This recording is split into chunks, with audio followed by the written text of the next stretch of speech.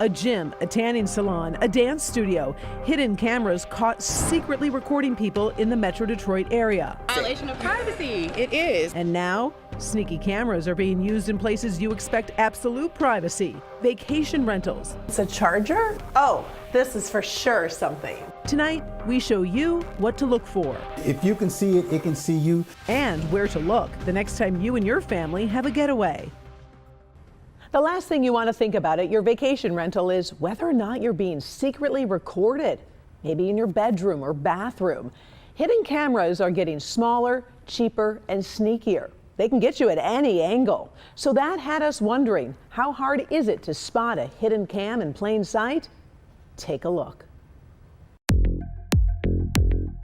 Detroit, it's a hot spot for Airbnbs, VRBOs, and with these vacation rentals comes a concern: secret cameras that could be recording you. It happens throughout the country, so today we're showing you what to look out for. I'm in this downtown Detroit apartment on a mission to find secret hidden cameras. This was the scene about an hour before I arrived. Our investigative crew set up secret cams in secret spots. The test to see if I would be able to spot them. If it looks odd or strange, just check it. Local 4 crime expert Darnell Blackburn came along with me. He knew where all the cameras were, but I had no idea what I was looking for.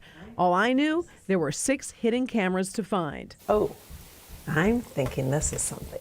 This pen got my attention right away. Looks like a hole here. You are absolutely right. Yay! Okay, so I Good got job. one. This seems strange. I keep searching in the kitchen area, grabbing items off the shelf. Try to jump a bit to see that top shelf. Little do I know, there's a camera recording me as I pass by.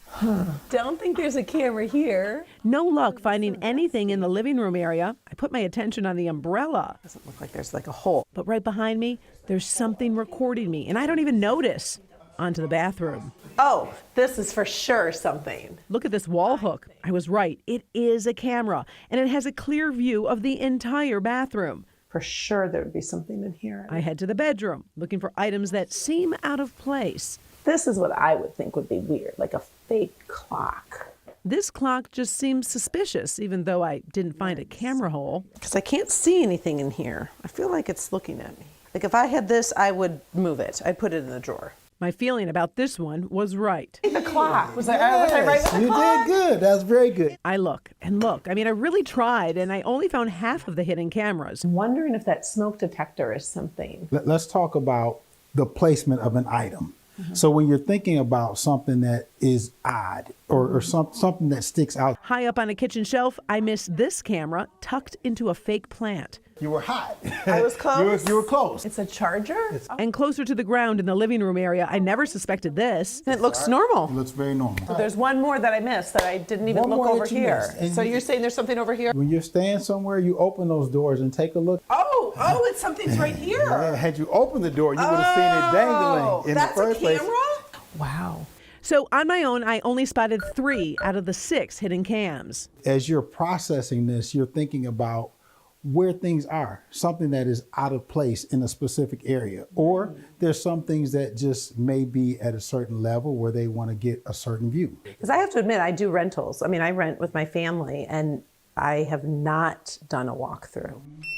We also tested this device. So this is a gadget to look for hidden cameras. If you hold it near a hidden camera, an alarm is supposed to sound and it lights up. Okay, so that's detecting it. It seemed to work at first, but then at times the detector didn't notice the hidden camera.